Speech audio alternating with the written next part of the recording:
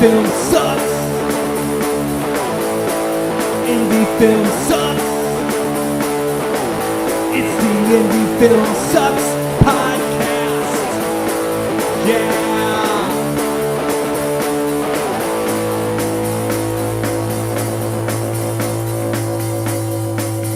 Coming at you from the mean streets of St. Louis, from a basement on South Broadway, the Indie Film Sucks podcast. You always look at me. Well, Brock ain't here to look at. Cuz? Because he's on assignment. Oh, I thought you meant because indie film sucks. Because indie film sucks. Well, it doesn't suck tonight. No, it's not tonight. Hey, if this is your first time listening to us, we are the Indie Film Sucks podcast. My name's Mackie. This is my partner in crime, Chris Grega, and our other partner here, Brock Roberts. We call him the good-looking one. He is on assignment tonight.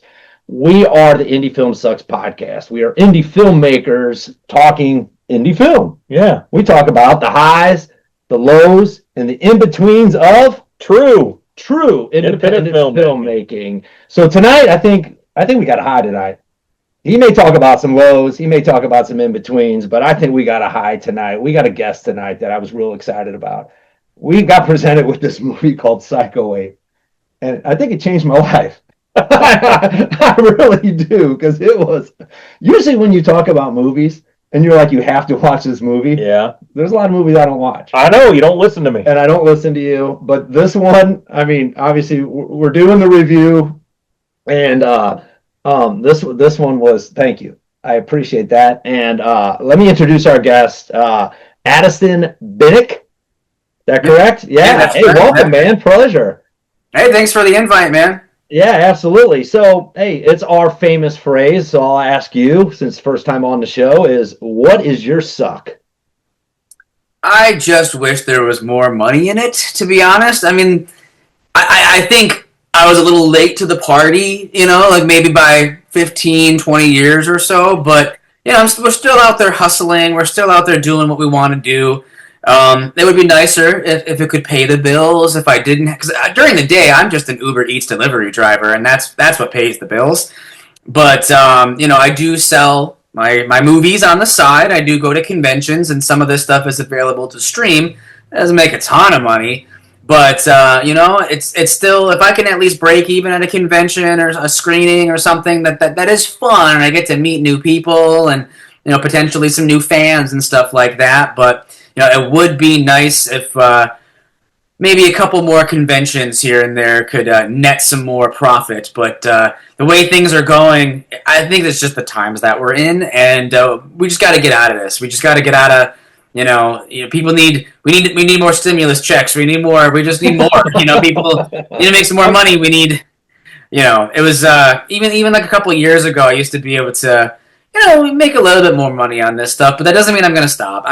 I had a low point last month. I had a bad convention, but I'm already over it. I am over it, and I'm feeling pretty good. No, I think that's awesome. And you haven't said anything that somebody else hasn't said. Oh, sure.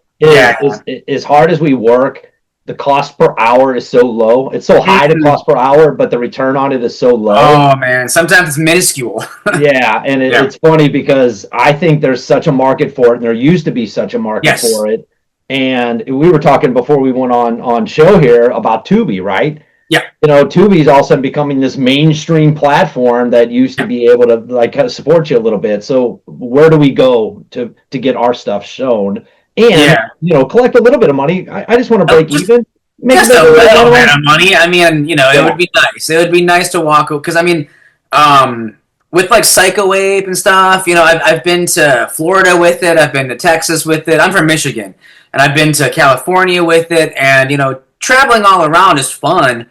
But, it's tough when I give up, like, a weekend or something to go to, like, California or Texas or Florida. And not only am I giving up a weekend to go do that, but if I don't make any money or if I don't break even on these trips, then that's the tough part. That's the hard pill to swallow. But, I still have fun doing it. And when that stops, then I know I'm in trouble, but I'm still here and I'm still making projects. So, well, here's the interesting thing I've found about indie film and festivals and conventions. Like, it sucks to get rejected, right? You get that rejection email and it bums you out. Like, oh man, and they all sound the same. Thank you so much for submitting. We got so many great submissions this year, but unfortunately, blah, blah, blah. And as soon as I see the word unfortunately, I delete the email because I know what the rest is coming. Oh, yeah. Swear to God. But it kind of sucks getting into things too, because it's fun, but man, it costs you a lot of fucking money. Yeah. Like every part of this game for an indie filmmaker costs you money. Like winning awards and going to festivals, it costs you money. And going to conventions to sell your shit and to get a good booth placement, it costs you money. And we are the people 9 times out of 10 who can ill afford to spend more money. So it's not a poor person's game, man. No, you need a lot of overhead, or you just need to, I don't know, just hustle, be tricky about it, put some money aside if you're going to go to Chicago or, somewhere far away, because chances are, even if I've had really successful screenings where I've walked away with some money, but then the gas on the way back, right, my hotel room on the way back, there it goes. There goes my profit. And when you said break even, I'm like, that's kind of like making money. It was kind of like you're supporting your habit, right? Right. But again, I'm taking the weekend off of work. You could have made money. You're right. So theoretically, I still lost money. Nothing came back and went into the bank account. It all just disappeared. And I've had this discussion or argument with people before. They said, man, you should just be doing it for the art. And the fact you're talking about money is all wrong about indie filmmaking. And I'm like, okay, I can see that side. But man, this shit ain't free. No, it's not. And people... I would do it for the art if the art was free to make. Yeah, exactly. Right. It's not free to make. You have to pay actors. You have to feed your crew. You have to do stuff. And if you want people in your movie, they have to be flown in and put up. You have to feed these people, or else they're not coming back. You're going to get a bad reputation if you don't take care of your people. They're not going to do it again. No, and if you don't make any money off this, unless you are independently wealthy, it's really hard to keep doing it. Yes, because it's like, well, what do I do here? Do I pay my rent, or do I make Psycho Ape 3? Well, I kind of have to pay my rent first. Yeah. Hey, so you described yourself on IMDb as actor, producer, director. So throw those out there. Where do you see yourself most, and rank those a little bit for us and talk through a little bit of that? I guess, I'm all of those things too. Writer, editor. I do a lot of stuff. I've been doing this stuff for about 15 years now, and I've acted in other people's stuff. I've done my own stuff. I know how to edit. I didn't edit the Psycho Ape movies. That's my partner, Greg DeLiso. He cuts those, but I've done other projects that I've cut. But I've also, I've acted in stuff. I've, directed stuff. So when you're an indie filmmaker, you learn to do it all. You have to. You have to have multiple hats. You just have to, because if you just get stuck doing the one thing, then you're not really that helpful. You have to learn how to juggle many tasks, because if it's your project, you should know pretty much how to do everything, except like on a technical level, I don't really know lighting very well, so or sound. Like I'm not, that's where you hire somebody. That's where you need money in your budget to hire somebody to do it better than you. Mm-hmm. But if you're learn how to edit, that's really fun. That's a fun thing for me to do. I agree. I use Final Cut Pro. I've been using Final Cut Pro for 15 years, and I've gone through Final Cut Pro 7 to X, and that's what I use now. But, that's a fun thing to know. But like lighting and sound, that, we hire other people to do that, or, we just don't do it, and it kind of adds to the crappiness of a low-budget indie movie. But because we can hide ourselves behind the satire of Psycho Ape, it's fine.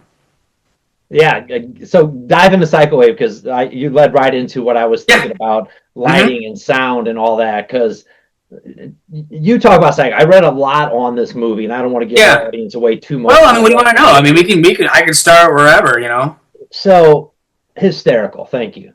Mm-hmm. Thank you. It it seemed everything was on purpose. Like, how long was the shoot? What led to this? How'd you get the idea? Just talk about it, man. I'm so interested. Okay, it's all right. It's kind of it's a lengthy explanation. So in 2017, I was writing. Well, I was with a friend of mine. We went out to the bar just to like day drink at 4 p.m. And between some beers, we wrote the opening scene.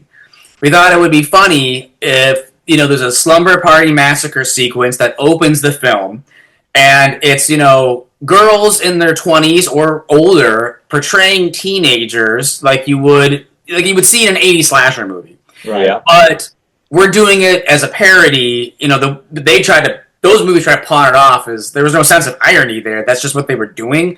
But from the get-go, we wanted to do something kind of spoofy. Because I'm a big fan of Mel Brooks, Lloyd Kaufman. That's the kind of vibe we were going for. So we wrote this whole opener, and we were just riffing off of each other's ideas. What if we had a slumber party sequence with these older girls portraying teenagers, and one of their boyfriends shows up, and he's dressed in an ape costume. They kick him out, but unbeknownst to anyone, there's a killer gorilla on the loose who jumps the boyfriend, steals his costume. So we have a gorilla costume on a gorilla costume, and the gorilla goes and breaks into the teenage slumber party, and the girls, thinking it's their boyfriend again, yanks off the mask, and so it's a gorilla mask over a gorilla mask.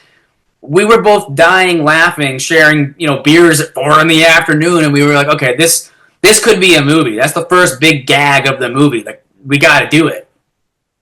And so, I mean, this is kind of, so I don't talk about this that often, but the friend who I was writing the film with, he passed away shortly after. And so I was going through some trouble, I was going through some depressed times. And at the time I was working for who is now my PSYCHO APE co-director, co-producer, co-writer, Greg DeLiso. I was his assistant. He had made a movie called Hectic Knife, and that's a Trauma release. They're currently distributing that film right now. That movie was in the process of being distributed, and he was paying me to like bring him lunch and fulfill online orders, and we were cutting trailers and editing other projects, and then his wife passed away. So one after the next, we were both just really just broken, lost people. And I turned to him and I said, well, I've got this opening scene for a movie called PSYCHO APE.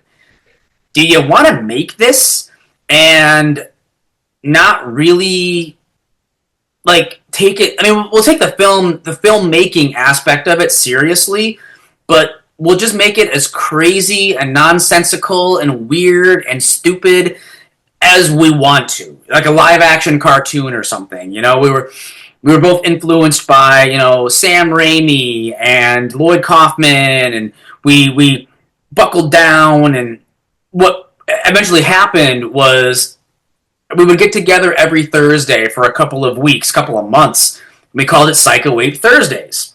And we would either watch a crappy gorilla movie or write a scene for PSYCHO APE. Sometimes both in the same day. So every PSYCHO APE Thursday, we would watch like Tim Burton's Planet of the Apes or John Landis's Schlock. Like that's a huge influence for PSYCHO APE if you've never seen Schlock. And that's John Landis's first movie that he made when he was like 21 years old. It's a Bigfoot movie, and he made it in like 1971, I think. And it's like the first collaboration between him and Rick Baker. It's Rick Baker's Bigfoot costume, and it's John Landis in costume going around wreaking havoc. And it's super low budget, super stupid. So we kind of took the idea of that and fused it with Halloween and then just added trauma stuff to it and Mel Brooks kind of zany humor.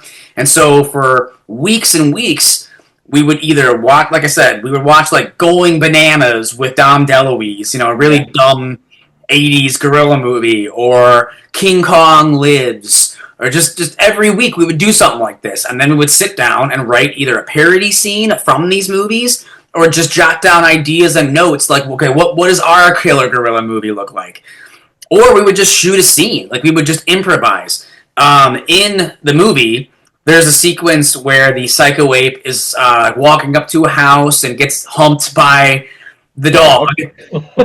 That was day one of test footage. That wasn't supposed to be in the movie. It was just what is this movie going to look like? So we set up the camera, we shot some shots, and I mean, it was just going to be the ape versus dog. We just wanted to have a fight scene in the movie, and it's Greg's dog just started humping. My roommate played the ape, and we knew from day one. We were like, well, we got something. I mean, that's really funny, and that's not what we intended. It was going to be a fight. It's gold. Yeah. So from there, we were kind of like, okay, well, that's pretty funny. That'll go in the movie somewhere. And then it was like building blocks. Just filming scenes, writing scenes.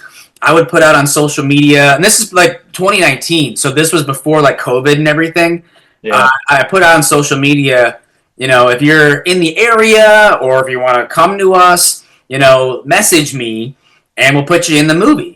And so people from Las Vegas flew in, people from Tennessee drove up just on the faith that this movie was going to be funny or be something. Because we were just making a dumb movie.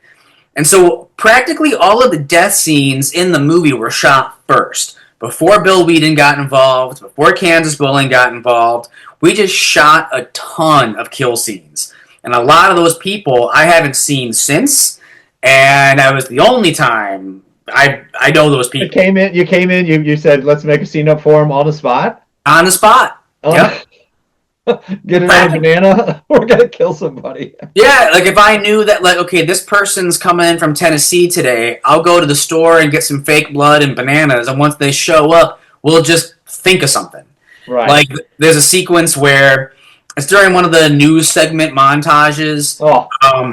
The guy gets his heart. Oh, yeah, mine too. The guy gets his heart, like, ripped out of his chest, and the ape is just stabbing the plastic heart with a banana. We just improvised that on the day. The guy showed up. That was his T-shirt that he, like, donated, and we ripped it up, and we covered him in blood.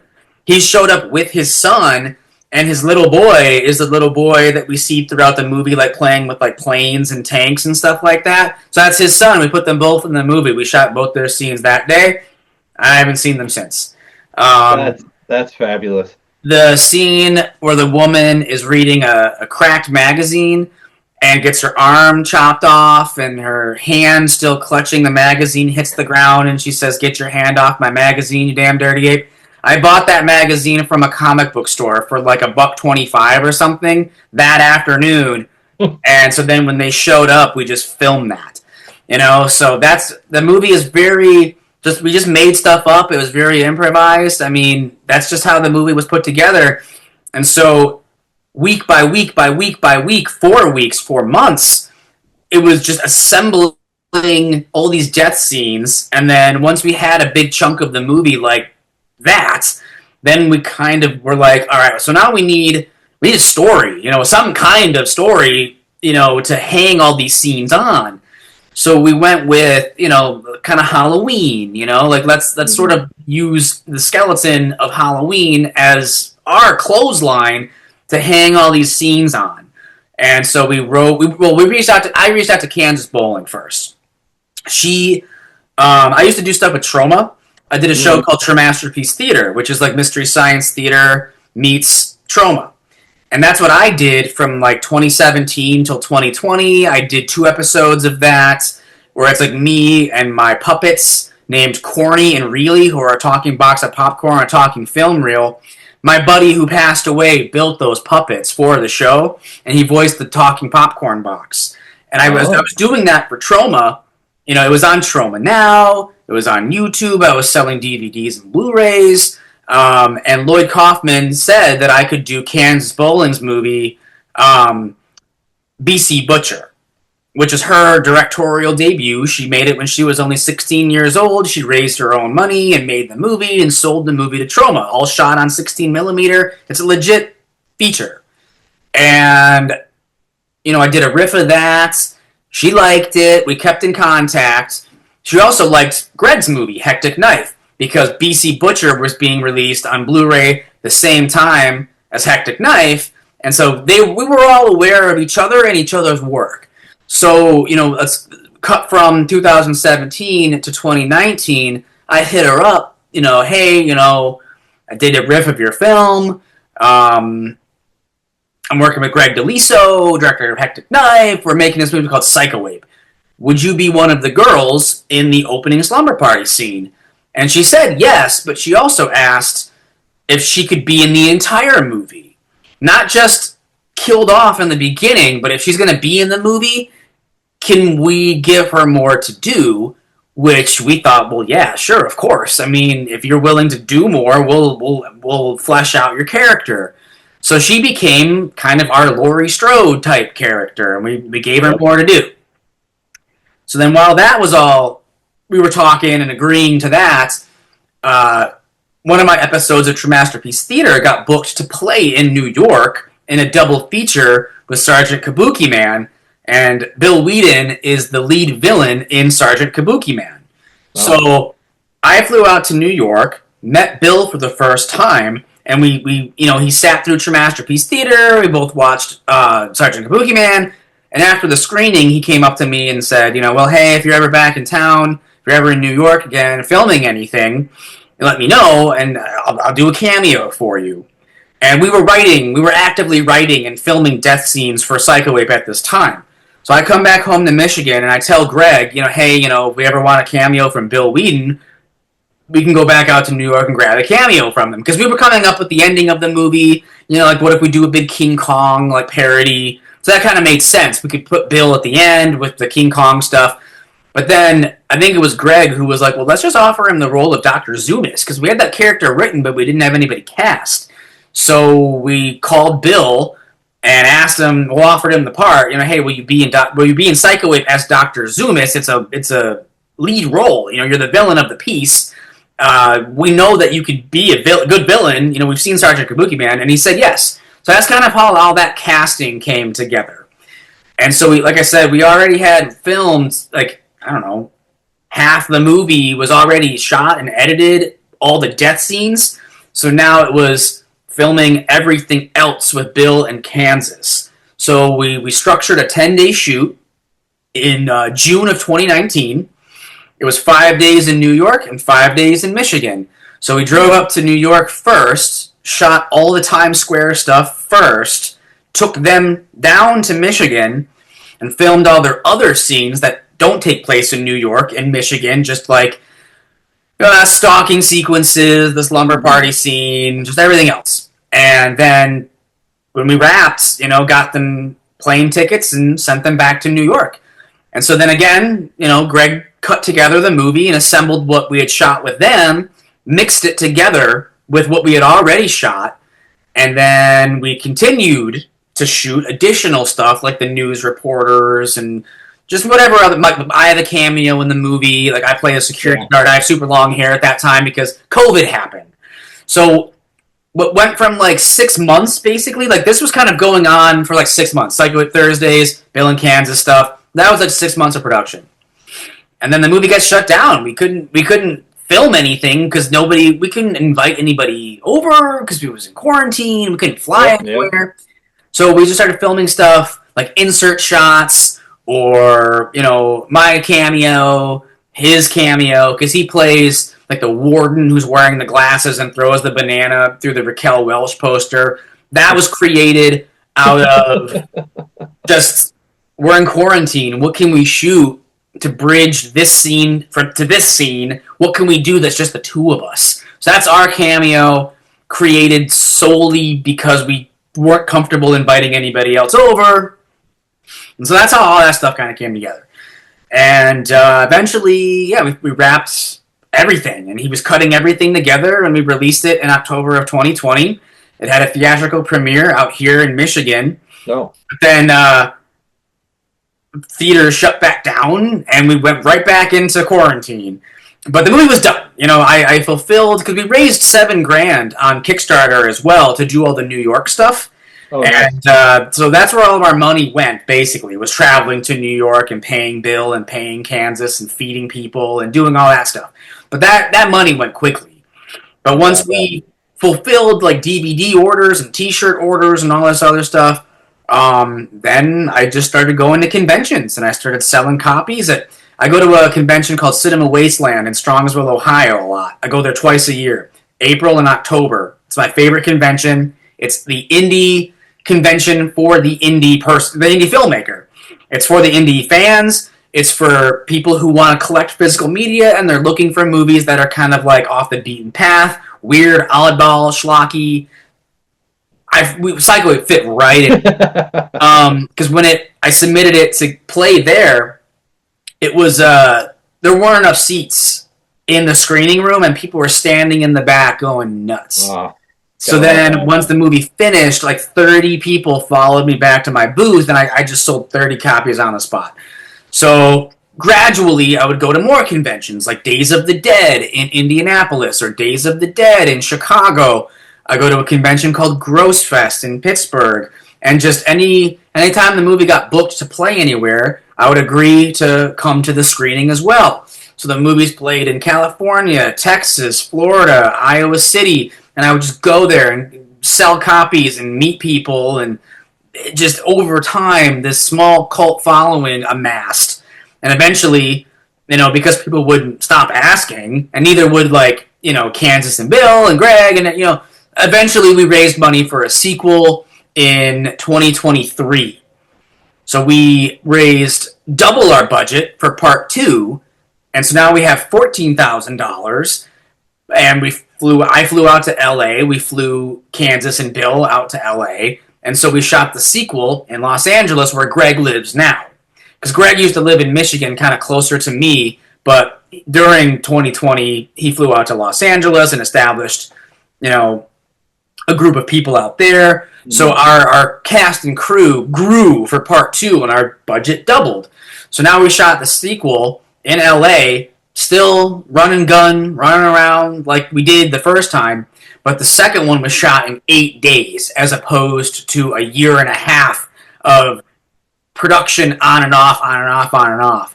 So the second one is a way more truncated process with double the budget and shot in 4K as opposed to mini DV tape. Like, mini DV tape was kind of an aesthetic choice because we wanted to harken back to shot on video movies from the 80s and 90s. We thought that would look funny, and it would lend to the crappiness that we were looking for, the kind of satire that we were looking for. And so the second one is now a parody of courtroom dramas as opposed to slasher films, because I thought it would be funny if, we've never seen a horror sequel where Michael Myers is apprehended and then put on trial for his crimes. We've never seen that. So let's do that. A silent killer who is now in a black and white striped jumpsuit on trial for his crimes. But I mean, it's so much more than just that. It's like a crazy meta experience. It's both a sequel, kinda, but it's also a behind the scenes documentary about the making of a Psycho Ape sequel. It's all these things blended together. It's very influenced by Deadpool and 70s kind of cinema of a hangout kind of movie, because there is a bare bones premise for the sequel of the ape is now on trial for his crimes, but he's also trying to reform himself.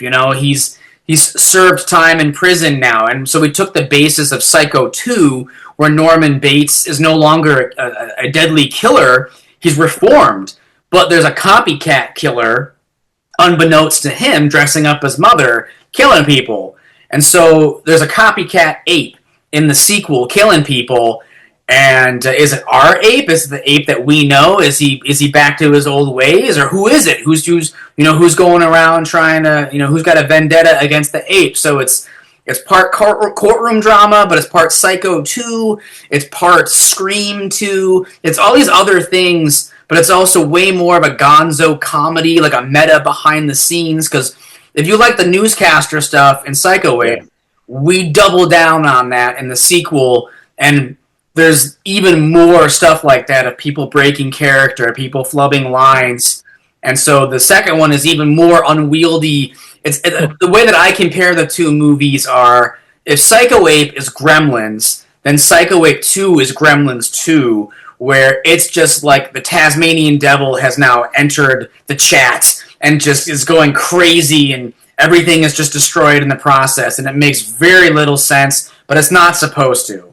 And we know that, like, because we check Letterboxd a lot, at least I do, and I look at all the reviews, and more people like Psycho Ape than Psycho Ape 2, but Greg and I both kind of like Psycho Ape 2 more, because we really just went nuts for like 8 days. We just went to I went to LA. We just filmed a crazy ass movie in 8 days. So, did you find it harder to shoot Psycho Ape 2 because you were trying to recreate Psycho Ape? I know they're two separate films, but Psycho Ape seemed like it came out of nowhere, right? Mm-hmm. It was a process. It was what it was in the time you shot it. Yeah. What I was impressed with was from the opening credits where you highlighted bad production. Oh, yeah. I'm like, something's going on with this film. And I was watching the walls. I was looking to see what you guys positioned. I mean, just the scroll at the bottom of the newscast. I mean, it's like you thought of every detail. Mm-hmm. And I had to think going, okay, what are they doing here? And all the things you just mentioned about, hey, we drew from this and we pulled from that. Came across very evident in the film, especially if you're a fan of those films or certain things like that. So it made me pay attention more. Yeah, I wanted to pay attention more as I got the joke from the beginning, right? Which I thought was fabulous. I didn't know it was pieced together like that, so piecemealed or, Yes, that's exactly how the first one was done. The first one's piecemeal, and the second one is just an adrenaline shot of, we made a movie in 8 days. We shot a movie in 8 days. We couldn't afford to come back and shoot more. So we spent $14,000 in 8 days making a crazy-ass sequel that features characters from the first movie. Bill came back. Kansas came back. We have a different ape this time. But the second movie is a whole different flavor. It's like a murder, mystery, courtroom drama, but it's also very self-aware. It's also sort of like, it's like Spaceballs, where halfway through the movie pauses, and the characters try to shill you product, because from the first and second movie, now the movie is aware that there's fans. And so we legitimately have t-shirts, we legitimately have DVDs and Blu-rays, we legitimately have VHS tapes that are available through Lunch Meat VHS, we have trading cards. These are real things. They are tangible product that I have at my convention table wherever I go. And so the second movie is very much like that Daffy Duck cartoon where the artist's hand kind of comes in and like paints over him and makes him do stuff. That's Psycho Ape 2. It's Gremlins 2 meets that cartoon, where the characters, they know they're in a movie. They know that Psycho Ape is a franchise. And it really like lays heavily into the self-awareness, which some people have found off-putting. They kind of, I think, wanted a more linear, use that term loosely, a linear story like the first one. The second one does not adhere to any boxes. It doesn't care, and it's really, really just like this crazy like punk rock concert of just like, we're going to do whatever we want. Because I didn't want to make the same movie. We already made that movie. We spent a year and a half. That's what I was asking. That's so hard to reproduce. You can't reproduce that. If you tried, it would fail. Right. So we went the complete opposite way. Yeah. I said courtroom drama. I said I wanted to open the movie with a Dark Knight parody, and it does. So I wanted to do a parody of sequels, and the idea of satirizing the idea of a sequel. Let's not just do the same film again. I don't want to do that. So let's satirize the idea of a sequel. And so it's its own entity. It's its own thing. And I love it for that. And some people are kind of on the fence because they wanted maybe, I think, a little bit more of a linear storyline. And Psycho Ape 2 it has no interest in adhering to a linear storyline. It does its own thing. And a lot of that just came from the spontaneity. We did write a script for Psycho Ape 2, we did, and we shot a lot of stuff from that script. But once Greg got into the footage and started editing stuff, he started just pulling stuff out of it, and what remained were the crazy scenes, like the newscast, because we don't have the same news reporters from the first movie. We have new people, and they're just as crazy and weird. And some are aware that their performance, we wanted craziness and weirdness, but some of them, they didn't know really what to expect because they had never seen the first movie. So that's kind of the tightrope of Psycho Ape films, is finding people who it's a mixture of people who are self-aware and can deliver oddball performances, but also people who don't know that they're kind of like all of a sudden in a, they're not in on the joke, but that is a joke too. So it's different kinds of jokes, it's different kinds of comedy, and that's kind of what we try to strive for, is like gotcha comedy, you know what I mean? Like Borat, or like something like it's like a Sacha Baron Cohen kind of. You set the table, and then you kind of just let the oddballs do their thing. Well, what I appreciated the most about the first movie, because I have not seen the second movie, but you're really selling it for me. Yep. I try. is the fact that you took all of the sort of standard rules of filmmaking and threw them out the window. That was the Because point. now, like, everyone wants to shoot on the new red, airy, whatever bullshit, camera, and everything has to be all of this. Everyone's trying to make a Hollywood film on a zero budget. Right.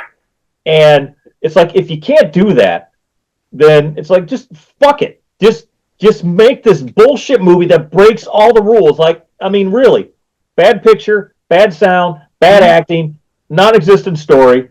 But it takes, and I've said this, I think I've told you this, I've told other people this, it takes a real talent to do all of those things purposefully wrong. On purpose. and make something that lands as well as the movie does. Yes. Because that's the part that we, obviously when we're making the movie, we don't know if it's landing or not. Sure. We have no clue. We're just doing what we think is funny. We're trying everything, because why the hell not? We shot about half the movie without a budget, just inviting people over, killing them with bananas and sending them on their way. But then when I started posting on social media, like teaser clips, behind the scenes photos, people really got what we were trying to do. So that's how we were able to raise $7,000. And so then we took that money and filmed the New York stuff with Bill in Kansas. And so it's like half a movie of improv kill scenes, and then half a movie with like $7,000 of traveling and actually hiring actors. And so that's what Psycho Ape 1 is. It's just this amalgamation of craziness and weirdness, and money was spent on real actors, but then there's complete non-actors just volunteering their time to, get covered in blood and have bananas smashed against their foreheads and things like that, And that really is true independent film spirit that I feel like a lot of people are lacking nowadays. Oh yeah. I mean, it was really, like, I was blown away. Yeah. And I told everybody, like, man, you got to check this movie out, because these are people who get it. Yeah. That you don't need, this sort of tentpole superhero $250 million Christopher Nolan kind of movie to have something that takes all of that and says, fuck all that shit. And you can't, it's not the same thing as, the latest Batman film, but you don't need all that to make a good film. Yeah. All you need is a good concept, well executed, and that's all you need, man. Again, a lot of it unfortunately came from sort of a darker place. Like we really weren't doing very well. You know what I mean? Like, one of my best friends just passed away, and then Greg's wife passed away. So a lot of that spirit, I mean, it was already there. Like, we were big fans of low budget independent films anyway. Like, I love Peter Jackson's early movies more than I love Lord of the Rings. I love Toxic Avenger. I love these, like, splatter movies, like Evil Dead. Those are my influences anyway. But because we were both like, if we only make one movie between the two of us, let's really just make it as crazy and stupid and fucked up and dumb that doesn't adhere to anybody else's policies but our own. Because who cares, man? Like, You know, we're going through it. So, you know, in the opening scene of the Slumber Party Massacre, and blood is flying, and limbs and bananas are going everywhere. It's getting on the lens. Getting on the lens, getting on my walls. And we knew the ending pretty early on. We knew that, like, okay, we're doing the Slumber Party stuff first, and the King Kong stuff at the end. We've got, like, 30 kill scenes. What's the middle? How do we get there? Here to here to here to here. And so we just kind of filled in the blanks. You know, working on it piecemeal like that gave us that leeway that the second one didn't. The second one was just cram a bunch of shit into 8 days and see what comes out. But the first one was kind of like, we have this, this, and this. What can we come up with that bridges this to this, and this to this, and this to this? And it doesn't have to make any sense. It's a live-action cartoon. So let's just figure it out and be zany and wacky and weird. And that was the spirit of the movie. And I love your transitions with the dancing, and I can't. What that's for some reason I was on an Austin Powers kick, so Austin Powers. Where that came from. I can't think of the name of that movie or that show with Goldie Hawn that was back in the day. That laughing, you know, kind of that. Yeah, I've heard that too, but I've never seen that. I was more because we were trying to think of ideas for transitions, like how the hell do we get from this to this? And I was just, dude, I'm watching Austin Powers right now. Let's just do this. We have a green screen. Let's just do that. Yeah, no, it fit in perfectly. You guys, that whole thing. So where can you find Psycho Ape 2? Because I know Psycho Ape's out on Tubi, right? You said that? Yeah, Psycho Ape 2. Where can we find that? As of right now, it's just on Night Flight Plus. They're the only ones who have accepted it so far. We're currently working on trying to get Part 2 onto Tubi as well. It's already been rejected once. And you can only be rejected 3 times, and it's 3 strikes and you're out. You cannot submit your movie a 4th time. So we really have to make these next 2 attempts count. Because Psycho Ape got onto Tubi on attempt number 3. We got lucky. Because it's kind of a stacked deck right now. They don't really want indie stuff anymore. They want, because now they're being advertised on, you know, during like Super Bowl games. Every smart TV comes with Tubi already installed. So they're really more interested in the mainstream stuff now. They really don't want Psycho Ape crap on there anymore. They want Netflix, right? I mean, they're getting big for their britches, which they should, right? They're growing. Mm-hmm. They're maturing as a company. Yes. We just happen to be in the same place. Yeah. that doesn't help people like us, though. It does not. Tubi is doing the exact same thing that Netflix did, and successfully. You know, Netflix built themselves off the backs of licensing all kinds of obscure horror films, you know, trauma stuff, Terrifier, crazy stuff that would never be on Netflix again. You know, like they would never license this stuff now. Tubi is the same business model, where for years and years and years and years, they would just license anything just to have a library, but they're scrubbing the indie stuff off. You know, they don't really want that stuff. Or if they're accepting it with cuts. You know, like I have filmmaker friends who they've had to censor their movies, like either cut out nudity or blur the nudity in order to get their movie on there. I have a friend who he made a movie called Cannibal Claws. The movie's an hour long. He had to cut out all the nudity, and it reduced the film to 45 minutes, and only then did they accept it. But it's like, well, that's not even a movie anymore. You had to cut out part of the film, you know? Well, they can cram in more commercials then. Yeah. Exactly. So it was not even worth it. But so with Psycho Ape, we got a list of pretty arbitrary things that didn't really make much sense, but we did it anyway.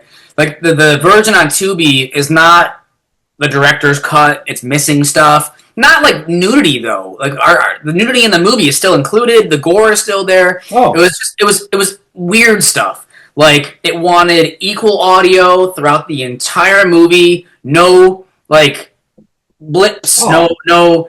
And it's like away some of the genius of the movie. I know it kind of because we're not sound guys. Like I said, like we're not sound guys, but. You try mixing New York City audio. It's hard, you know, trying to make the audio from the characters match the craziness of what's happening in Times Square. It's not an easy mix. So that had to be equal across the board. And then we had to cut out the opening scrolling text in the beginning of the movie. So you know how there's the opening of like the yellow text and it's Bill Whedon, you know, talking about all the different Ape movies, like Mighty Joe Young. Yeah. You know, Copyright. yeah. So that had to go. So when you turn on the Tubi version of Psycho Ape, it just begins with the ape having just hopping over the wall of the Detroit Zoo.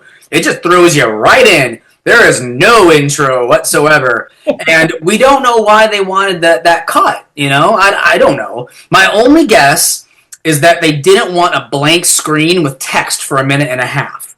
Like, that's my only weird guess. Is if you watch the rest of the movie, it works. The whole thing works. I know it establishes what the movie is supposed to be. It establishes the tone, because we do the second. The second movie begins the same way, but we don't. It's not a blank screen in the second one, so I'm thinking we'll have a little bit easier of a time, because Greg went to the LA Zoo and just filmed B-roll of giraffes and zebras and monkeys swinging around in cages, and so we have a scrolling text again, but this time it's married to images. So I don't think we're gonna have to cut it this time.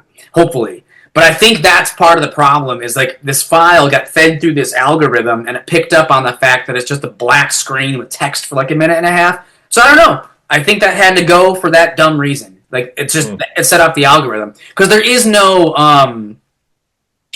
appeals process, because it's an algorithm. So you're appealing to a computer, and you can't appeal or argue artistic intent. You know what I mean? Like, if you're like, oh, but that shot is supposed to be out of focus, or that scene is supposed to have bad audio. Right. You're arguing against an algorithm. It's not going to understand satire. It doesn't care. It just wants that shit gone. So you just have to do it if you want your movie to go on a Tubi, unless you sell the movie to a distributor, because they'll listen to a distributor. But they won't listen to just two guys who want to get Psycho Ape onto Tubi. They don't care about that. We're just two filmmaker guys. We don't have the cred that they're looking for. But if you're a distributor, you can sell a care package of films to something like Tubi. Like, let's say you have like 12 movies that you want to sell to Tubi for like a reasonable price. Then they'll take all 12. Maybe like 6 or 7 are good and the rest stink. Well, they'll still put all 12 on there. No matter what the quality is. And they don't have to, fuck with the audio or edit anything or censor nudity, because it came in as a care package from a distributor. Who cares? No one's going to look at all 12 of these. Throw them all up there. But if it's independent filmmakers who aren't like established distributors, they don't care about us. They're not going to listen to us. No, that's definitely interesting, because the times are changing. Yes. I just want to know what's going to be the next young Tubi, or because somebody else is going to come up and try to make Sure. it, and we'll have a place again to put our films. Yeah, I mean, there are like sub streaming apps, like Fossum is kind of up and coming. Yeah, that's coming up. I've heard that one a lot too. Yep. So we're trying to get on the Fossum as well. This Night Flight. Plus, Night Flight. Yes, Night Flight is very popular. I wasn't aware of what Night Flight was before we kind of started to try to get onto there, but I guess Night Flight was like an established television channel in the 80s, early 90s, and they would show a lot of really, cult things. Like it was like USA Up All Night, like stuff like that. And now they're a streaming app, and they don't care about anything. If you go on their app, they have tons and tons and tons and tons of stuff that is just like, do you even have the license for that? I feel like Night Flight Plus is kind of like the Wild West of independent streaming. Because they took Psycho Ape and Psycho Ape 2 with no edits, no qualms, nothing. We do use like copywritten music in these movies, and that's another issue, because when you feed it through an algorithm, the algorithm picks up on that copywritten music. And the sequel definitely has way more prominent copywritten music, like cues from Star Wars and, Indiana Jones and stuff like that. That we really went hard on just like, who cares? Let's just make it crazy. Who cares? The opening credits is a parody of Reservoir Dogs. So it's a crew of people and the Psycho Ape walking in slow motion, dressed up in costume, walking down the street of LA, and Little Green Bag from the beginning of Reservoir Dogs is playing. If that doesn't set off the algorithm, I don't know what will, So So what else is in the hopper for you? Like other projects and stuff? Yeah. Well, I mean, I've also, besides the Psycho Ape stuff, and like I said, I did Tramasterpiece Theater for Troma. I did 2 episodes of that. Which I love Mystery Science Theater, and I want to do my own version, so I pitched that to Lloyd Kaufman at a convention where I met him in 2016. I did his first, he picked the movies for that. And the first one we did was The Battle of Love's Return, which no one knows what the fuck that is. That's Lloyd Kaufman's first movie, before Troma was even an established company. He made it when he was 25 in 1971. It's kind of an homage to like Woody Allen, Charlie Chaplin, but it sucks. It's horrible. And he'll be the first to admit that it's terrible. From what I understand, if you want to like work for Troma, maybe back in the day, it was kind of a hazing, like a rite of passage to watch The Battle of Love's Return. It was a challenge to see if you could finish it. So that was our first episode. We riffed the hell out of it. You know, me and Corny and Reilly, it's silhouettes at the bottom of the screen. We watched the movie a dozen times. Had like 20 pages of pre-written jokes that sat in our lap.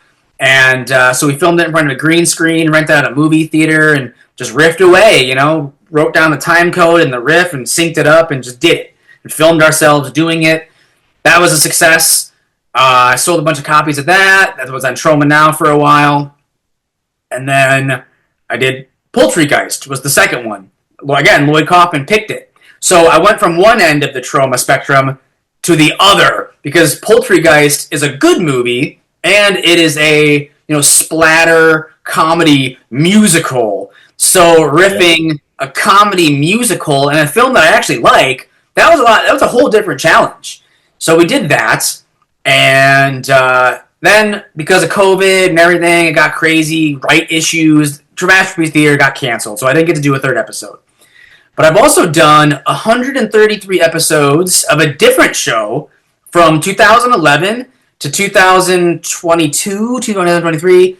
It's called Movies to Watch on a Rainy Afternoon. That's all those episodes are free on YouTube. It's like a bite-sized YouTube channel. Yeah, some of those got some hits, man. And you've done some really good movies on there. I mean, I think. I mean, you were definitely giving some good advice out there on the ones I was kind of previewing for this show. Well, the title is a joke. It's me reviewing and riffing on horrible, cheesy B movies, like crazy stuff, like crazy. But they're not all that crazy. I saw movies on there going, I gotta see that. I gotta. Oh, see sure, that. sure. I mean, I say that lovingly as a fan of B movies. Okay. These aren't movies that I straight up hate or I think are like. It's like Mystery Science Theater. They wouldn't pick a movie that they wouldn't also like. I mean, maybe not for every episode, but I like to watch and riff on stuff that's fun to watch. That's something you can kick on and enjoy with some friends. And we just sat there and we write jokes. But Movies to Watch on a Rainy Afternoon is like a bite-sized version of what like Tramasterpiece Theater ended up being. So I did Rainy Afternoon for like a decade. And the episodes would get longer and longer and longer. Like, it would start off like 8 minutes, then 10, then 12, then 14, then 22. And it's like, you know what? I think we're ready to tackle a feature, So I had to, like, discard jokes because I couldn't fit all that into a 20-minute video. And the difference is also with Tramasterpiece Theater, it's puppets. It's me and Corny and Reilly. Rainy Afternoon is just me, like, as, like, a host, like... Sitting on the couch. Yeah, sitting on my director's chair with a pipe in my mouth and talking about these cheesy B movies, but satirizing them too, making fun of them. And so I did that for 12 years, and I did that, I did 133 episodes. Terror Tunes, Mighty Morphin Power Rangers, the movie, From Hell It Came. You want a movie idea, go check this out on his YouTube channel because you're going to find a couple, in my opinion. I was paging through them all. He stopped about 2 years ago, it seemed like. All of a sudden it just stopped. Yeah, I got burned out. Okay. You try doing something for 12 years and 133 episodes, because these are reviews, you know what I mean? Like, they're video podcast. Yeah. But also filled with jokes, because I would take, or like Best of the Worst. Like, I really like that show too. And so you take the clips from these movies, like the best of the worst clips from these movies, and you throw a couple of jokes in each clip. And I just kept doing that. And I got so good at it that, like, it would take 14 days to do one episode, and I shrunk that down to about 6. That's about as quick as I can do one. But I wasn't taking any breaks, and then I was juggling Psycho Ape stuff too, and eventually I just had to stop because it was like I would just work on an episode for 6 days, do it real quick, take a day or two off, and then do another one. And then it was just this cycle. And I got so burned out that I was like, you know what?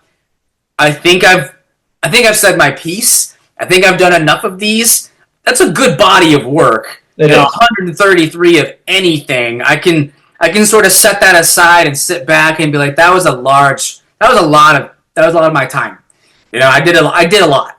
And they're all there. The first episode I ever did was this movie called Cannibal Terror. And it's like one of the worst cannibal movies I'd ever seen at that time.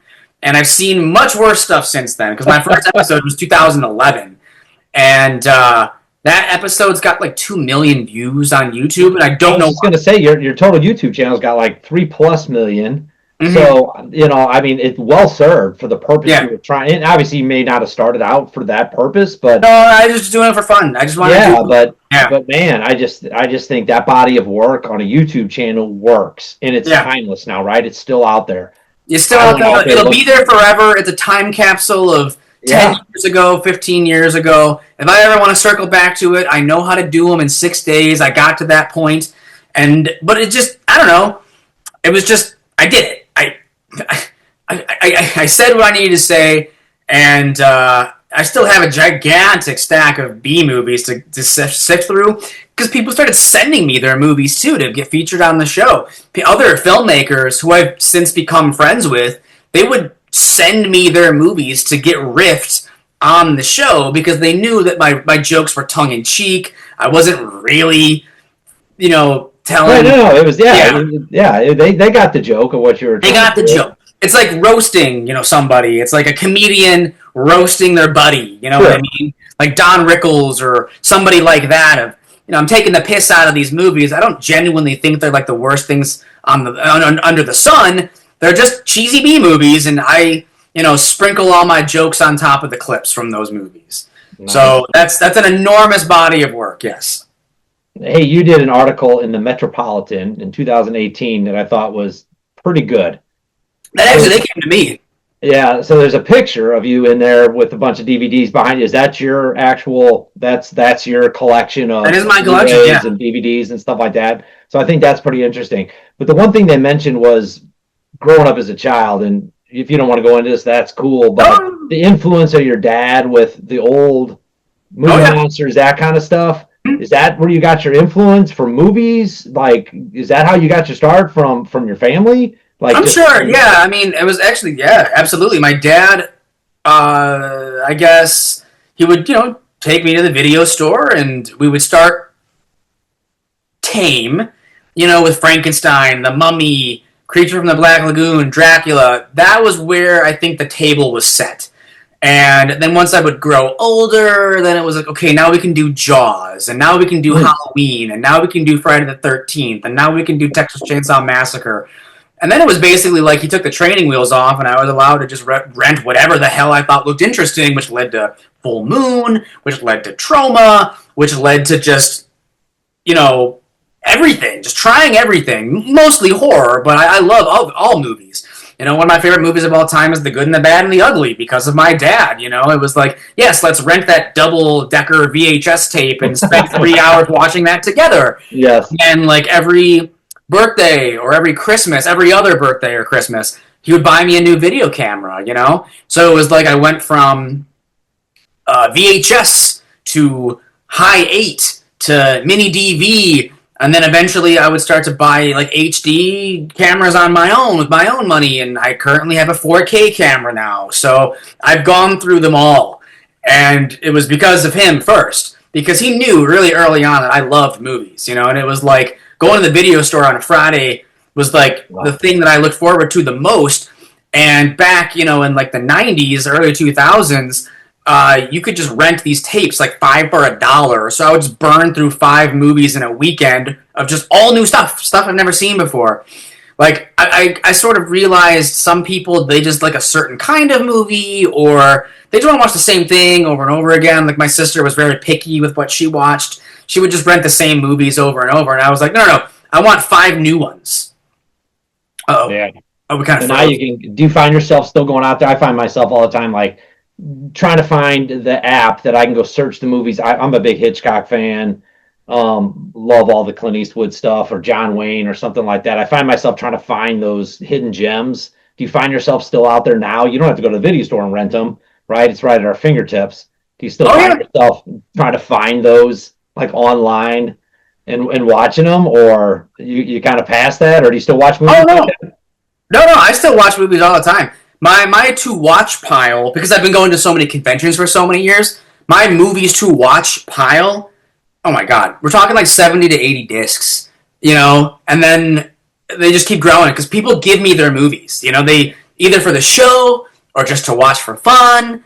And so I've amassed, like, if you thought that picture is just a tiny sliver of what I actually have. I mean, I probably have like 3,000 to 4,000 films, and wow. Do you find yourself going back and watching the older movies, or are you kind of stuck watching all this other stuff people send you? No, I still love older movies. I still, like I said, The Good and the Bad and the Ugly is one of my favorite, and I love black and white horror films too, because they're just so different. They're moodier. They're filmed and edited in a different way. So that's fun for me to discover some old obscure hidden gems. Yeah, that's awesome. So what's your newest project? What do you got working today? Like, so we know 2024, PSYCHO APE 2 came out. What do you got coming up 2025, 26? Well, I mean, okay, so this is something I haven't talked about yet, is a couple years ago, I digitized a whole bunch of old VHS and mini DV tapes that I had just lying around for years and years and years. And this is like my other passion, is besides like horror films and like classic films, I'm a huge, huge, huge fan of Jackass. And, the Tom Green show. I grew up, I was a teenager, I was the right age in the early 2000s when Tom Green and Jackass reigned supreme. So yes, that's a big part of my comedic personality.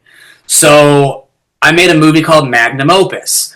And so it's a compilation documentary comedy where I took all these old tapes and I extracted clips from these tapes and laid them all out in chronological order on my Final Cut Pro timeline. And it's me when I was like 12, me and my friends when we were in middle school and we were in high school, growing up and becoming adults. But it's my same core group of friends pranking each other, doing dumb stuff, like putting on roller skates and holding on to the back of a moving car. A friend of mine, she ate a potato chip covered in beach sand. Like, we just went to Myrtle Beach, and while on vacation, I had my camera, and she did that. Or, like, getting maced at a party. It's just crazy stunts, but all done by, like, teenagers. So that's kind of what Magnum Opus is like Jackass done by teenagers. And I put that together, and I put that out on Blu-ray. It's also available on YouTube for free. That's one of my prized, like, crown jewels in my collection, or my filmography, because it's just me and my friends, and it's just memories. It's been called Boyhood Meets Jackass. Like, that's what someone else came up with that. I wish they had said that, because I read that in a review. I wish I had thought of it, or someone had said it sooner, because that's what I would have put, like, as the tagline on the... Pretty good tagline, yeah. Because that's what it is. It's Boyhood Meets Jackass, because the footage plays out in real time as you watch the movie for an hour. It's only an hour long. And it's sick. Yeah, we're 12, then we're 14, then we're 15, then we're 16, then we're 18, then we're 20, then we're 21. So it's my life, and me and my friends, it's our core group of friends growing up in real time. You watch us get older, and the footage quality gets better too. That's kind of the fun of it, is it starts out ratty VHS from the early 2000s, late 90s, and then it gets to high 8, then it gets to mini DV, then it gets to digital, then it gets to 4K by the end, because we just kept doing this shit for years and years and years. We don't do it now, but you see the journey of, the film quality getting better, the camera quality getting better, and you watch us age. And for an hour, you're just kind of sucked into this friends group, and it just plays out as a Jackass movie would. But so cool.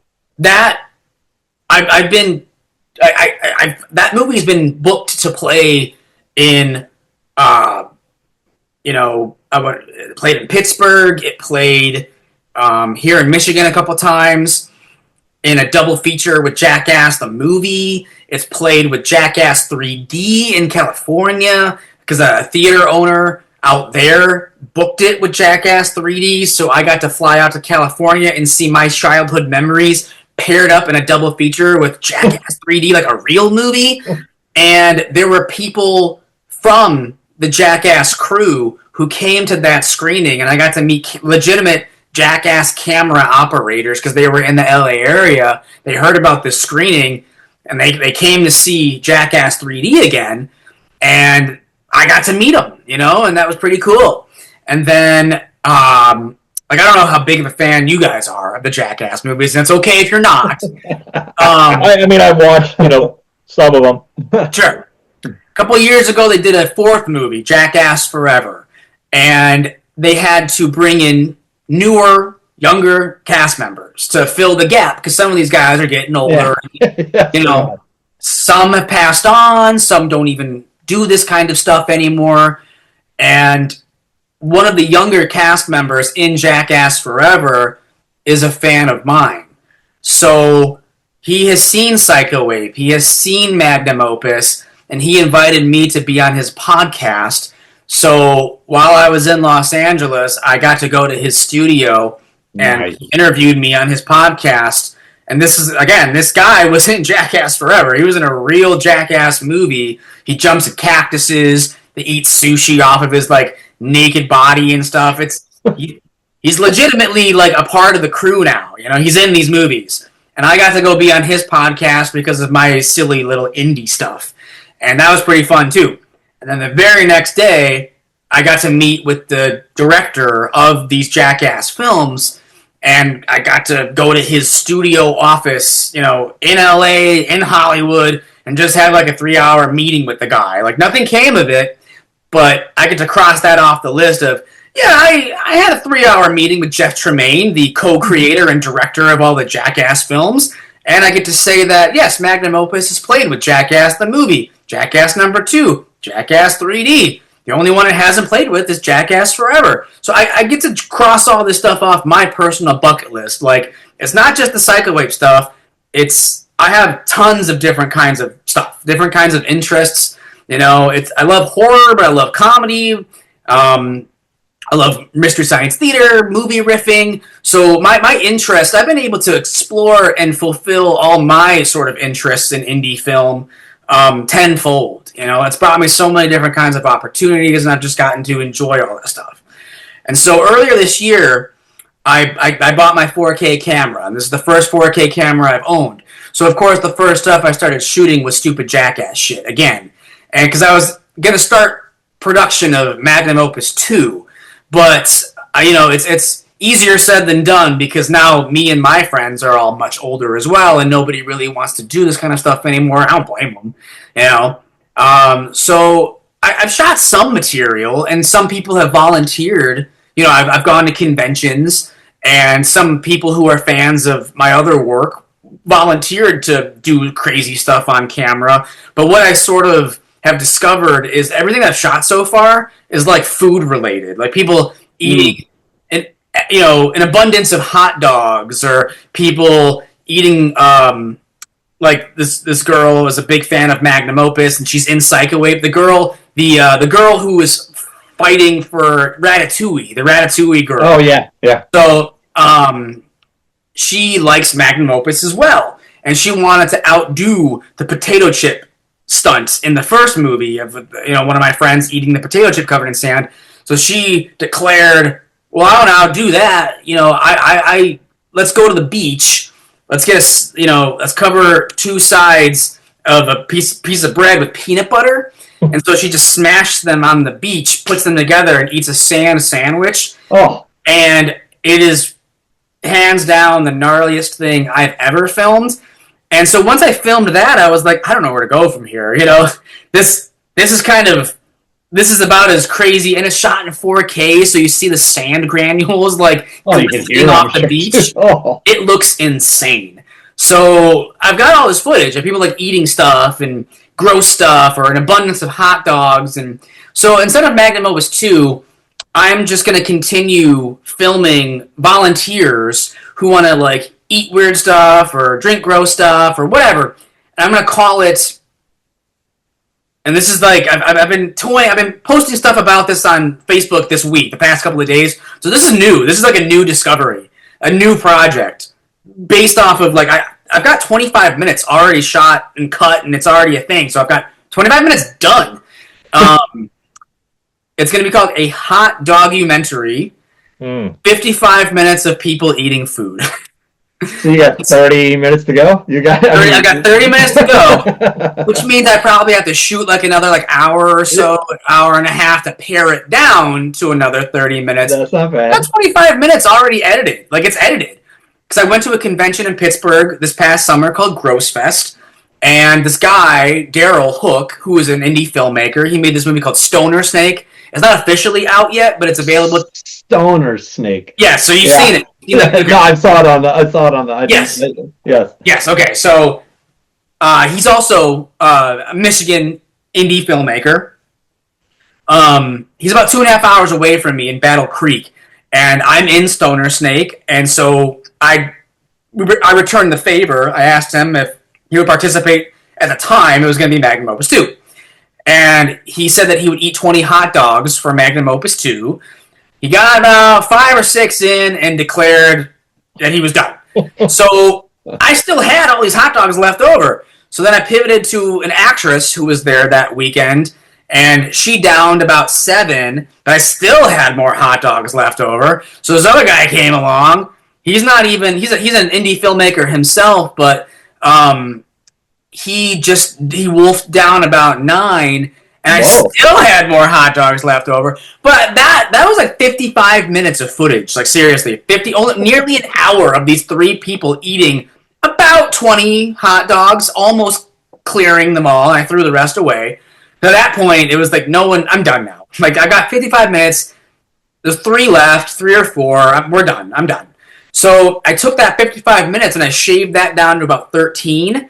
So that's the opening scene of this, whatever this project is. It's going to be 13 minutes of just these people trying and failing to eat 20 hot dogs. It's easier, or it's harder than you think. And so it's Magnum Opus adjacent because it's kind of a stunt, but it's not particularly hilarious, but it's not supposed to be either. It's more of I'm documenting the attempt of these people trying to do this but giving up. And so it's that's the opening scene. It's the journey of trying and failing to eat 20 hot dogs. And I find it kind of captivating in a way, but I'm the one who shot the footage and it was my idea, so I don't know. But it's more absurdist art is what I'm going for. Is like an Andy Warhol production of how he used to just film stuff for long periods of time with no real agenda. There's no real agenda here. That's Addison. I just met you, and I know that's what you're good at. Is the projects that get piecemealed together. Mm-hmm. You have an idea, and I think I think it's going to be a success because it's not planned. If it follows everything else, exactly. Yeah. I think that's your strength. Whatever reason, you're going to take all these pieces. Because you took these pieces of all this stuff. You didn't know you were making a film when you started doing this with your friends. Right. And you were able to piece that together, right? PSYCHO APE was over 1.5 years, right? And all this Magnum Opus is 15, 20 years of right. Footage. And now you had an idea to try to make this thing, and you're like, it's not but now you're like, well, hell, I have this 30 minutes of stuff. Now I just got to keep going. Yeah. So definitely looking, when's that coming out? Oh, I don't know. Sometime next year. I don't know. Because I have 25 minutes. It's 10 years from now. Yeah. Well, no. I don't want to take 10 years to make this. That would be ridiculous. I need some more footage of people consuming oddball food. That's just what I need. At a time when they're ready to do it and not forced, right? Like when somebody just goes, I can eat the peanut butter sand sandwich. Yeah, yeah. She volunteered. That was her call. That was her idea. So I'm very open to whenever someone is like, I'd like to do this for your movie. I'm never gonna say no. You know, it's like, no, I'll get a camera, and if I yeah. don't use it, I don't use it. I'll just have you send Right. it Let's later. at least try it and see what happens. Because like, you know, magnum opus is like, it's quickly cut the way that like a Jackass movie is, where it's like stunt, prank, skit, stunt, prank, skit. But the footage that I've amassed for this project is different. Because like I said, I took 55 minutes, I cut down to 13 of just like hot dog consumption. And then the sand sandwich is like 6 minutes. Because I just rolled for like 50 minutes at the beach of her opening the, you know, loaf of bread and applying this to peanut butter. I just filmed the entire process, and I cut that down to about 6.5 minutes. So, but in my opinion, that's not like a magnum opus bit, because magnum opus bits are much quicker. You know, in magnum opus, it's an hour long, but there's gotta be like 50 to 60 segments, because they just happen so fast. They happen so quickly, because the moments in magnum opus were not set up, they were not staged. It was just that when we were hanging out, like me and my buddies 20 years, 15 years ago, I just had a camera. You know, we didn't have cell phones. We just had a camera, my mini DV camera. So it was like, hey man, can I push you down that in a shopping cart and you fall into the wall and eat shit? Or you want to, you know, let's do it. Little did you know you were Jackass before Jackass. No, we were influenced by Jackass. Oh, okay. So definitely. Well, I'm 54, so I'm right. I don't know. we definitely were influenced by Jackass. It was like, see. Okay. You know, Jackass #2 is in theaters right now. Like we were so excited. Let's go. Let's get the camera and go. Let's do it. But we didn't have an end game because we didn't have editing software. We didn't know like. So, like I said, this footage sat on mini DV tapes for years and years and years and years, and I salvaged these tapes and digitized them because tapes don't last forever. Even going through some of the footage, some of it we couldn't use because the tapes had already started to deteriorate a little bit. They became pixelated or just grungy, and so we couldn't use some stuff. We had to discard it, and so I rescued these tapes. But then I turned that into something. You know, I turned it into my homage, my salute to Jackass, because that is what those tapes were at the time anyway. I just had no agenda. It was just capturing a funny moment at the time that we could rewatch at our leisure. But, you know, now I've turned it into a movie. So now it's a movie that people can watch. It's an hour-long documentary about sort of a time capsule of me and my friends.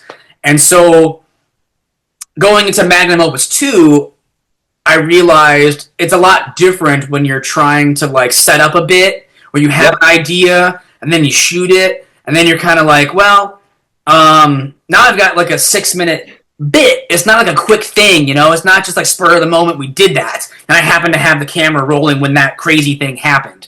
Now we're setting them up, you know? The Sam sandwich was set up. The hot dog contest was set up. But I don't want to cut them down to like 2 minutes or 30 seconds. I like having these bits breathe. And so that's what this is like it's magnum opus adjacent because they're kind of stunty, but it's also absurdist art. I like that too. Or like a documentary, just letting a scene play out in full, and so you're kind of stuck in the moment with these people just like binging on hot dogs for no reason, and you're kind of just, I don't know, you have to let it wash over you. You have to sort of absorb it. And maybe our quips are kind of funny, like as the moment is like happening. Right. But it's not like laugh out loud, like belly laughs. You know, it's not like somebody falling into a thing or someone getting, like in Magnum Opus. I think you're creative enough to do something with it once you have the next 30 minutes already planned. You're going to see some sort of theme there. You're going to do something with it. I think that was the theme that I realized because I was going through my Final Cut Pro the other day, and I was like, oh, I happened to accidentally film a whole bunch of segments of people eating things. So I'm not going to call it Magnum Opus 2 anymore. I'm gonna call it this hot documentary, 55 minutes of people eating food, and it's just gonna be some weird absurdist art. That's what it is. I think that's awesome. Or like I filmed a stunt with my again, I don't live with him now, but my roommate for like 7 years was the Psycho Ape from the first movie. Yeah. And a couple months ago, he agreed to be blindfolded while eating a banana or like eating from a bowl of popcorn while we're like zapping him with a bug zapper. And so there is food in that segment. It was going to be for Magnum Opus 2, but I can use it for this because food is involved in the segment of him eating the banana and trying to finish it while getting simultaneously electrocuted, or him eating popcorn, reaching into the bowl in his lap, and us sliding the bug zapper underneath his hand and shocking his fingers. So there are like stunty kind of like painful moments, but also there's just going to be scenes of just people suffering through hot dogs, you know. I think it's funny. 3 people suffering through hot dogs. Yeah. And then I filmed a segment. I went to Illinois for a double feature of Psycho Ape 1 and 2 a couple months ago, and a guy volunteered to try to eat 100 tacos, and he got through 5, and that was it. So it's like, well, you didn't even come close. So I'm going to include this. That's pretty because funny. It's sort of funny that you failed so miserably. Right. 5 tacos is a lot of tacos. Hey, thank you for being on. I mean, we've taken up a lot of your time tonight. Hey, whatever, man. I set aside my night for this, so. No, I think this is freaking awesome. Thoroughly enjoyed Psycho Ape. Definitely going to go try to find Psycho Ape 2. So if you don't mind, we may critique that one as well, or give you a review on that one as well on the podcast. Yeah. Go for it. So look for, my gosh, what was it? Opus what? Magnum Opus. Magnum Opus the movie. Yeah, look for that one. That's on YouTube for free. Seriously. Okay. Yeah, YouTube, Magnum Opus : the dot movie. You know, the MOV, all caps for the MOV, and then IE lowercase. Yeah, that's on your YouTube channel? Yes, it's on my YouTube channel. Yeah, go check out your YouTube channel, because I think the movies to watch on Rainy Afternoon is classic, and I got some good movie ideas out of it, is what I was trying to say before. Okay. To go watch, but very entertaining there. But we can't thank you enough for being on tonight and sharing Psycho Ape with us. Sure. Thank you guys. Absolutely. So check out the review when we put it on our podcast. Anything else you want to tell our fans tonight? Because you are an independent filmmaker's, dream. You are living the dream of independent filmmakers, creating something out of nothing. You got creative ideas, making things work during COVID. I mean, that's what we're all trying to do. Yeah. So I think people will thoroughly enjoy listening to this podcast, and we appreciate it. Anything you want to wrap up with? Well, I mean, I guess I'll maybe some words of advice, because even I have my moments. I have my pratfalls. I have my doubts. When you're in the middle of it, you can't see the outside. So even though I've made all this stuff, I still to this day feel like I haven't accomplished enough. I don't think there is a moment in any filmmaker's life where they can sit back and say, I'm done, and put a period on that. I don't think it's possible. I don't think as a creative person you're ever going to feel creatively satisfied. So don't think that's ever going to even happen, because it's never happened for me. I still want to make stuff. I still... Even after 133 episodes of Movies to Watch in a Rainy Afternoon, 2 Psycho Ape movies, Magnum Opus, 2 for Masterpiece Theaters, I've worked with Troma, I still feel creatively unfulfilled. I can't explain it. And so when you're doing stuff and you are in the middle of it, enjoy what you're doing, because even when you're finished with it, you're gonna want to go to the next thing immediately. That's just how this goes, or maybe that's just how I'm wired. I don't know. No, I understand that. Yeah. Now, you're wired as an independent filmmakers. Addison Binek, he talked about the highs, the lows. There's been lots of lows. There's been plenty of lows, and there's always gonna be lows. And it's just finding the thing that sets a fire under your ass to make you want to create. That's what this hot dog thing is. I was sitting on footage and I didn't know what to do with it. So I'm going to turn it into something. You know? Yeah, no, that's Think what we outside the talk. box. If you make a movie and you don't know what to do with it, or it feels incomplete, sit on it. Give it a couple months. Come back to it later. Because maybe you'll have a new perspective. Maybe you'll meet somebody else who will inspire you. Like, look for inspiration. Work with people who inspire you. Look for people who are looking to collaborate with you, or people who are, you know, filling the gaps of what you can't do. Because that's another part of it, is collaboration. You can't do everything. I can do a lot, but I can't do everything. So look for people who can better what you do. Because I haven't even talked about all the artwork for all my movies and all my posters. That's not me. That's a guy named Jason Ewert, who is a genius at graphic design. He's a filmmaker himself, and he elevates what I do. And I wouldn't be able to market and sell this stuff the way that he helps me. You know, like, he does my artwork, he does my Blu-ray wraparound work, he does the posters, he's cut teaser trailers and trailers for my stuff, and that helps immensely. So find people who can make your stuff even better. You know, like, that's a key part of this. Is No, I think that's 100% the message. You know, Yes. you can't do it on your own, even though we're all out there doing it. You can't do it on your own, and you need to surround yourself by other like-minded Yeah. people that think like It's not you. easy. It's not No. easy either. No, if it was easy, everybody would be doing it. Yeah. And Not everybody's creative. Not everybody will believe in what you're doing. So you have to find other people who are equally creative as you, and who, you know, understand that this is a process, and it might take a year and a half to make a movie. It might take even longer. You know, Magnum Opus was 15 years in the making. I didn't even know I was making a movie. I was just collecting clips. Right.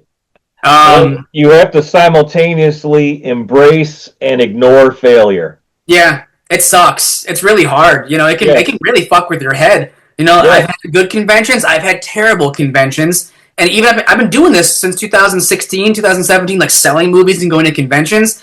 And because of the way that I'm wired, it took one bad convention, it blew the wind out of my sails, and I was devastated. Because we don't want to fail. We want the conventions to work. We want people to buy our movies and watch our stuff. Yeah, And it doesn't always work that way, even if you've made a successful movie. That's just how it absolutely goes. not. Yeah. And that's the highs The lows and the in-betweens of true. independent filmmaking on Indie Film Sucks podcast. Yeah. Addison, we can't thank you enough for being on tonight, man. Absolutely. I appreciate it. I appreciate your movies, everything you've done tonight. Like and subscribe, indiefilmsucks.com. And theoretically, people should send us films to review. I think they should send us films to review for sure. You can find Psycho Ape out on Tubi. You can find Psycho Ape Part 2, The Wrath of Kong, on Night Flight Plus. Plus, check out Addison Binek's YouTube channel, where you can find a hell of a lot more. Thank you for being on. Oh, yeah. Appreciate it. Thank you guys. Thank you. Awesome. Indie film sucks. Indie film sucks. It's the Indie Film Sucks podcast. Yeah.